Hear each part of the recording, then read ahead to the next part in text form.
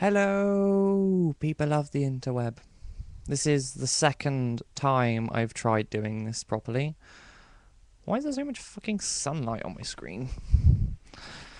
Yes, this is the second time I've tried doing this because I've just clicked the refresh button. I had 15 minutes of gold and I destroyed it with refresh. I want to cry. But yeah, I should probably remind you that if you haven't by now, plug your headphones in because my microphone's crap. Not even the one in my laptop's good enough, so I have to use the Guitar Hero one. Right, yes. I am Luna. Hopefully you've met me from last week. If not, watch my video! Yeah, I am one of your TransTubers. I am your Sunday TransTuber. And this week, we are talking about the glorious topic of coming out, which, trust me, is a beautiful story. It's beautiful. Like, yeah, it's just like I have something in my eye. And no, it's not my finger, although it was. It was just sleep dust. Yes, yeah, we are here this week to instruct you, not instruct you, just advise you and give you tips on coming out and what not. Yeah. So I suppose I should tell you a story. Gather around, children, because it's an exciting story. Okay, so I don't even remember when I came out as bi. I think it was when I was like 16 in college or something. I was just like, hey, crap, I like guys too. And I like pretty much everyone. So really in the queer aspect, you would just call me label free or pansexual, but that just gets complicated. So I prefer label free. It's like, yeah, one day I could like you, next day I could like you. But yeah, when I came out to my family, I was just like, it's really no big deal. If you find a big deal out of it, then you've made it yourself.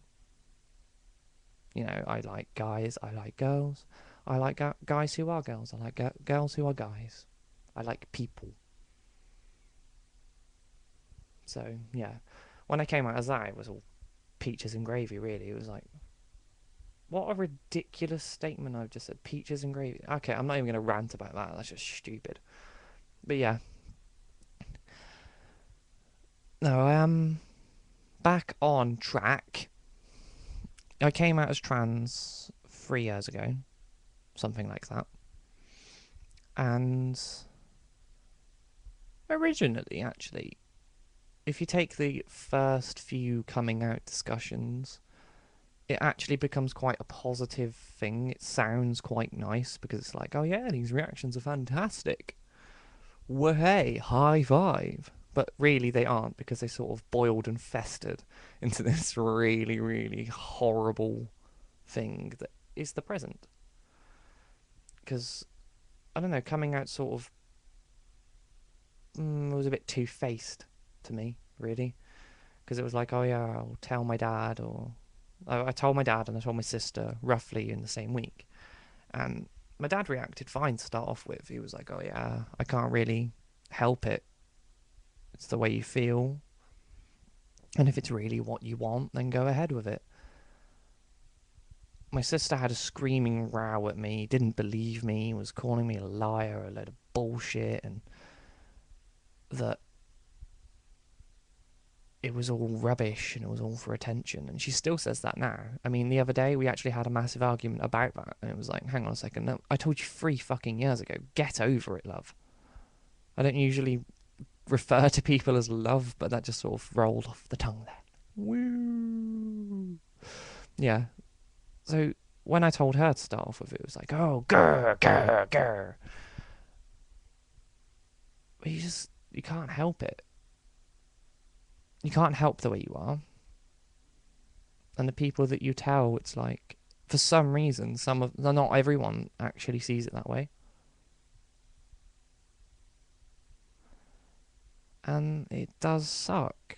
I mean, the rest of my family that I've told, which is my mum and my brother, I haven't told extended family because they're like all 1950s and whatnot, so they didn't even think other ethnicities and racial types should be on the planet.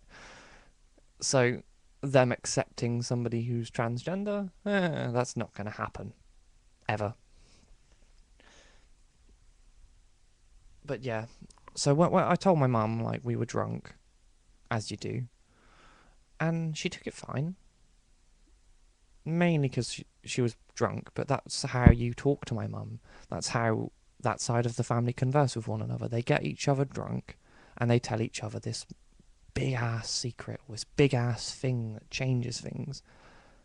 It's like on Scrubs when, like in JD's family, everyone gives each other cake when someone's got to give bad news.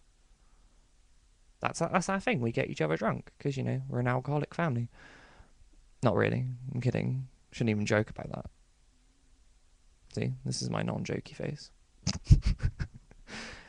But yeah, no, I told my brother, and he was fine because he's very liberal. He's very laid back, and we've always been really, really close. And if he's hiding something that's transphobic towards me, then he won't actually hide it. He'll just turn around to me and say it, because we have that kind of relationship, which is great.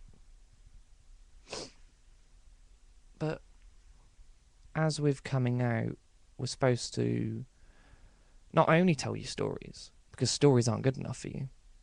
You want advice and tips and stuff. Now, coming from a background of rather intense homophobia, rather intense transphobia, and just hatred to anything that isn't straight or male or white, quite frankly. Coming from that sort of background, it's a bit difficult to give you advice that's not a lie or something, because you can't turn around to somebody in this situation and say, oh yeah, everything will be alright, because it might not be. There's a chance that it might not be okay. And for me, that chance is quite high. So this is the angle that I can give you. I can give you the angle that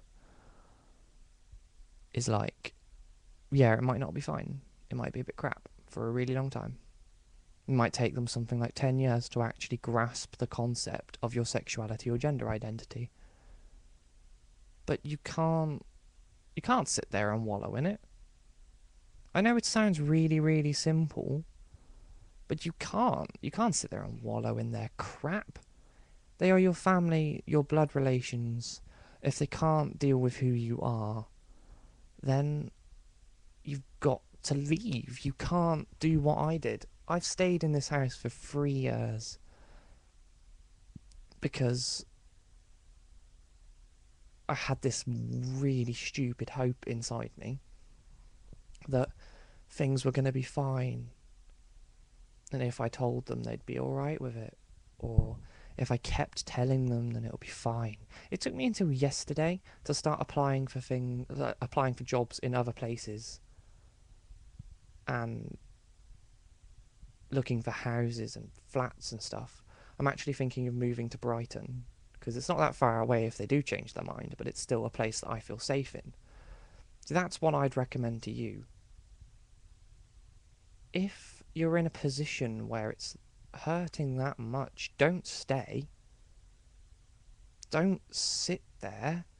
That's like sitting yourself in the middle of a battlefield and there's a dragon like flying around you. I've been playing Skyrim too much, but that's the level of stupidity that your actions will be.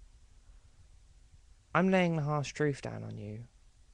If you sit and wallow in the crap that your family spews, then it will eat you alive like it ate me alive. I can't really believe it took me this long to sit there and say, wait, I should leave. That's a good plan. It took me until my friend Kim at the weekend shown me Brighton again, like, because I hadn't been there in something like 4 years. It took me until that weekend to actually say to myself, oh, should probably leave. If your family's giving you aggro, if they are really being crap about your sexuality, don't sit there and try and change their mind. Because at the end of the day, they might need some time to recuperate. And if you move out, say 6 months down the line, they call you up and they say, let's have a conversation. And then they have this nice little conversation with you about your sexuality or gender identity, and things have got better. Fantastic.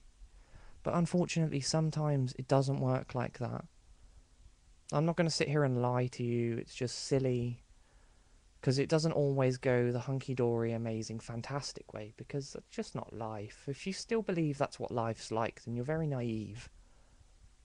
And I'm not trying to be overly pessimistic on you, because I'm actually a really optimistic person. I am really positive, despite the millions of mental health issues. But you ignore that. No, my coming out tip for the week is, if it hurts you to the point where you want to scream and cry every single night and it just is too much for you, don't be afraid to say you need time away. This kind of thing isn't the sort of thing that you can solve with a hug. You can't solve it with a hug. That's ridiculous. This is the kind of thing that takes a lot of time. A lot of time and a lot of thinking about certain things for you and your family. At the end of the day, there's just nothing that you could actually do to speed up this process. Certainly nothing that's pointful. If your family can't accept who you are, then just remember this: friends are the family you choose. And they'll stand by you, as long as they're good friends, obviously. If they're not, then fuck them. But, you know, you need people to stand by you and help you. But if your family aren't going to be them people, then make a new family with your friends. Now, if you were expecting me to sit there on your Sunday, the last coming out video of the week, and say, oh yeah, blah, blah, blah, blah, everything will be fine, don't worry about coming out, just do it, do it, do it, then, yeah, you were a bit wrong, really, because for 13 minutes I've told you the harsh truth. But yeah, I am here if anybody needs support. If any of you people watching need a hand, need someone to talk to, need somebody to cry on the phone to, it doesn't really matter what you want. But just post a comment. Send a message on the channel, just ask for me, you know? Because as much as I'm laying down the harsh truth on you, I am here for support. Because technically this is, I don't know, I presume this is a kind of support network sort of thing. But yeah, I'm going to leave you now, because I've ranted for 13.5 minutes. 2 minutes less than the last one. But yeah, I hope you've all had a wonderful weekend and your weeks aren't too horrible. But yeah, remember to comment, like the video, watch all the other videos. And yeah, have a good week. Bye bye!